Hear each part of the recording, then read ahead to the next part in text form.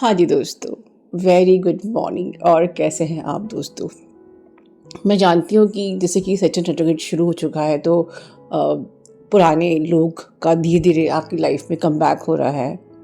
अपने karma को ख़त्म करने के लिए, कॉर्ड कट करने के लिए, एनर्जी को पुल बैक करने के लिए और रिलीज़ करने के लिए, ठीक है। और इसके लिए सबसे बेस्ट हमारे पास है ब्रेकिंग सोल कॉन्ट्रैक्ट मेडिटेशन। इसके अलावा आप जो भी एनर्जी से सफ़र कर रहे हो, मे बी कुछ कारमा रिलीज़, ब्लॉकेज रिलीज़, जो कि शनि भगवान बिल्कुल आपसे करवाएंगे या करवा रहे हैं, व्हाटएवर, ठीक है। तो ये चीज़ तो है और मैं इसको बहुत पॉजिटिव लेती हूँ। जैसे मैंने कल की वीडियो में कहा था कि जैसे जैसे आपका कारमा रिलीज़ होता है या ब्लॉकेज रिलीज़ होता है तो ये कहीं ना कहीं अब हमको हेल्प करता है हमारी जर्नी को फास्ट ट्रैक करने में, ठीक है। जो अल्टीमेटली कोई जर्नी पे अपने ब्लॉकेज को रिलीज़ करके अपने आप को प्योरेस्ट, अपने अपने ट्रूएस्ट वर्जन में लेके आना है। और कहीं ना कहीं जो इंटरवेंशंस होते हैं परमात्मा के, वो हमें हेल्प करते हैं अपने प्योरेस्ट वर्जन में एज फास्ट एज आने के लिए। क्योंकि जितनी जल्दी हम प्योर होते हैं उतनी ज़्यादा हम हर प्रकार की ग्रोथ, हर प्रकार की अबंडेंस को अट्रैक्ट करते हैं। तो जैसे कि आप अभी टाइटल में देख रहे हो, डोंट मैनिफेस्ट योर फियर।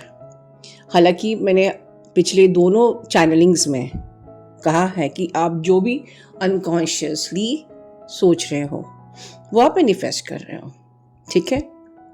और हम अनकॉन्शियसली ज़्यादातर फियर या जेलसी या जो भी लोअर डेंस हमारे पैटर्न्स है हम उसके बारे में ही सोचते हैं। तो यहाँ मैं स्पेशली फियर की बात कर रही हूँ। तो हो सकता है ये चैनलिंग किसी ओनली 0.1% DF से रेजोनेट करे, और अगर आपसे करती है तो बहुत ही ऑनेस्टली, ईमानदारी से कमेंट बॉक्स में एक्सेप्ट कीजिए, जिससे कि आपका एक गॉड की फॉरगिवनेस भी होगी और आपको सपोर्ट मिलेगा कन्फेस करके उस एनर्जी को रिलीज़ करने में, ठीक है। तो ये DF जो होती है ये सॉर्ट ऑफ नार्सिसिस्टिक टाइप की DF होती है, जो कि खुद अपने DM को नार्सिसिस्ट बोलती हैं, but they hold the traits of the narcissist personality. Narcissism इनमें ज़्यादा होता है, ठीक है। अगर ये जो DF को देखा जाए तो वो खुद को देखें तो हो सकता है कि जो आपके DM आपको मैनिपुलेट करते हैं, नार्सिसिस्ट आपके संग हैं, आप वही चीज़ घर के दूसरे रिश्तों के संग करते हो। घर के दूसरे रिश्तों पे ब्लेम करना, उनको रिस्पॉन्सिबल ठहराना,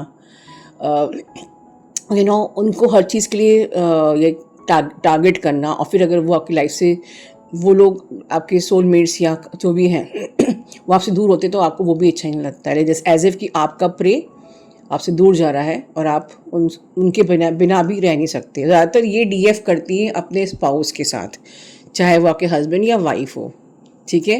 कि पहले वो अपने ही हस्बैंड या वाइफ को या अपने पेरेंट्स को या अपने सिबलिंग्स को डोमिनेट करेंगी, और जब वो दुखी होते हैं तो फिर आप लव बॉम्बिंग करते हो, और यही चीज़ आपके DM आपके साथ करते हैं। अब प्रॉब्लम क्या आ रही है कि आप, क्योंकि जर्नी पे आपको मटेरियल मिल गया, शेयर्ड फील मिल गया, अब आप पीस में हो, अब आप न्यूट्रलाइज एनर्जी में तो आ गए हो, बट क्योंकि आप नार्सिसिस्टिक पर्सनालिटी होल्ड करते हो तो आपका माइंड अब डिफरेंट रस चाहता है। मे बी कि आप किसी सोलमेट के लिए क्रेव कर रहे हो, और मे बी किसी जिसकी बात कर रही हो सकता है उसके अंदर नार्सिसिस्टिक पर्सनालिटी ना हो, बट वो सोलमेट के लिए क्रेव कर रही हो। आप ये दोनों चीज़ें मान सकते हैं, क्योंकि ये चैनलिंग है। ये क्या जो भी हम बोल रहे हैं, जो परमात्मा बुलवाना चाह रहा है, बिल्कुल तो बिल्कुल क्लियर नहीं होता है, बट ये भी हो सकता है कि ये जो भी DF है ये एटलीस्ट एक सोलमेट को क्रेव कर रही हो, ठीक है। बट अपने DM से भी बेइंतहा प्रेम है, वो होगा ही ऑफकोर्स, क्योंकि वो आपका DM है, राइट। वो आप ही की सेम सोल है, आप ही का इनकारनेशन है, राइट। तो क्योंकि अब आप बैलेंस हो चुके हो तो आपको आपके DM की इतनी ज़रूरत नहीं है। As if you are running from your DM, as if you no longer needed your DM। इस एनर्जी में आप आ चुके हो, and somewhere you are seeking और चेजिंग सोलमेट, ठीक है। आई डोंट नो चैनलिंग में किसके लिए बोल रही हूँ, बट मुझे ये रिसीव हो रही है। प्लीज़ कमेंट बॉक्स में कन्फेस ज़रूर कीजिए ऑनेस्टली, ताकि आपको फॉरगिवनेस मिले और साथ में आप हील हो सको, इसलिए मैं बोल रही हूँ। अब मेरा टॉपिक है कि डोंट मैनिफेस्ट योर फियर। अब फियर क्या है यहाँ पर? यहाँ फियर ये है कि ये डीएफ खुद तो सोलमेट को चेज कर रही है, बट डीएम पे अब शक करने लगी। जहाँ अब तक एक्सपेक्टेशंस, जजमेंट अपने डीएम के लिए नहीं था, क्योंकि आपकी लाइफ में कोई और नहीं था, तो आप बिल्कुल कहते ना, हम जो होते हैं हम वही दूसरों के लिए सोचते हैं।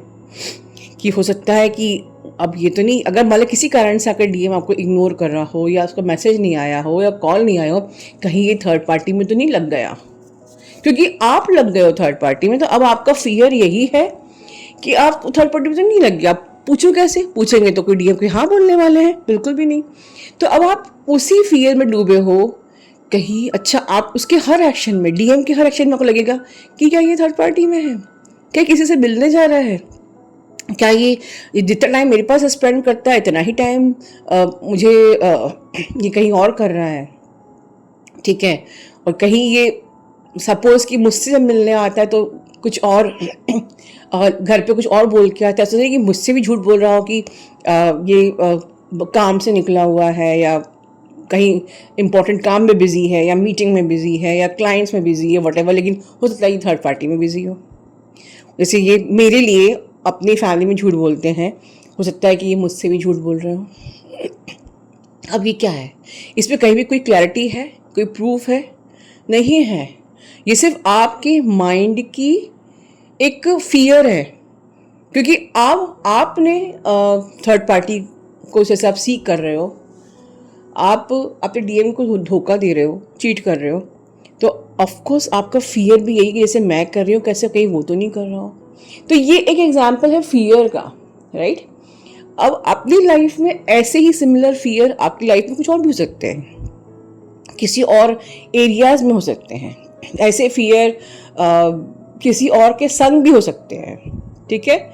बट ओवरऑल फियर जो भी है, ये जो पोर्टल चल रहा है 8 का पोर्टल, राइट, ये फियर को जितना आप एनर्जी दोगे आप एक्चुअली मैनिफेस्ट करोगे। मतलब कि अगर मान लो आपको फियर आकर डीएम कहीं नहीं भी है तो वो चला जाएगा। So cancel cancel cancel this energy, right. आप खुद भी मत किसी को चेज करो, और ना ही अपने डीएम के लिए एनी फियर रखो। इसकी जगह पर शेयर्ड फील लो। तो शेयर्ड फील मैंने बहुत अच्छे से बताया है कि डीएम पर्सपेक्टिव के साथ आपको कैसे रहना है। It is very well explain in the SF10 and SF11 and entire shared field 9 पूरे पार्ट्स में बहुत अच्छे से एक्सप्लेन किया हुआ है। जो उन्होंने लिया है कमेंट बॉक्स में जरूर बताइए कि यस, इस चीज़ से जो शेयर फील्ड में हमने सीखा है आपको फ़ायदा मिला है। बिल्कुल कमेंट बॉक्स में आप लोग शेयर कीजिए, जिससे कि बाकी लोग, जो लोग अभी भी सोच रहे हैं कि कहीं मेरा इन्वेस्टमेंट ख़राब तो नहीं, गलत तो नहीं हो जाएगा, तो 100% शेयर फील्ड में किया हुआ आपका इन्वेस्टमेंट 100% आपके लिए लाभदायक है। इतनी गारंटी से मैं यहाँ पर ऐसे ही नहीं बोल रही हूँ, 100% से ज़्यादा ये आपके लिए लाभदायक है। ये आपको पीस देने वाला है, या कोई सिखाने वाला है कि डीएम पर्सपेक्टिव की तरफ जो भी आपके फियर होते हैं उसको कैसे मैनेज करना है। तो अगर आप इस फियर्स को मैनेज करके एक रॉन्ग रियलिटी को क्रिएट कर रही हो, टाइमलाइन को क्रिएट करें, तो उससे बेटर है invest on shared field, at least SF10 and 11 at least, जिससे कि आप एक रॉन्ग टाइमलाइन को मैनिफेस्ट ना करो, वो ज़्यादा आपको महंगा पड़ जाएगा, राइट। सो ये मेरी आज की चैनलिंग थी, जो मुझे लगता है 0.1% डीएफ के लिए है, और मुझे अच्छा है जितने कम लोग से रेजोनेट करे, बिकॉज अगर ये होगी तो न्यू वीकनिंग ही होगी, क्योंकि जिसने शेयर फील्ड लिया है वो तो गारंटी है कि वो फियर को पार कर चुका है। ठीक है दोस्तों, अपना ध्यान रखिए। इस समय बहुत केयरफुल रहना है। मैं ऑलमोस्ट एवरीडे वीडियो बना रही हूँ, और हर ऑलमोस्ट एवरीडे आपको वार्न कर रही हूँ, बहुत केयरफुल रहना है, बहुत अवेयरनेस में रहना है। गो इनसाइड, ठीक है, डाइव डीप इनसाइड, और शेयर्ड फील्ड में डूब जाइए। अब मेरे पास और कोई मंत्र नहीं है। शेयर्ड फील्ड को घोंट लीजिए, जितनी भी 1 से लेके 11 तक की शेयर्ड फील्ड है, बस उसी को आपने घोंट लिया ना, और कुछ इनर वर्क मत करो। चलो, आपने ये रेट्रोगेट आराम से निकाल लेना है, ये मेरी गारंटी है। ठीक है, अपना ध्यान रखिए। Love you all, God bless you all.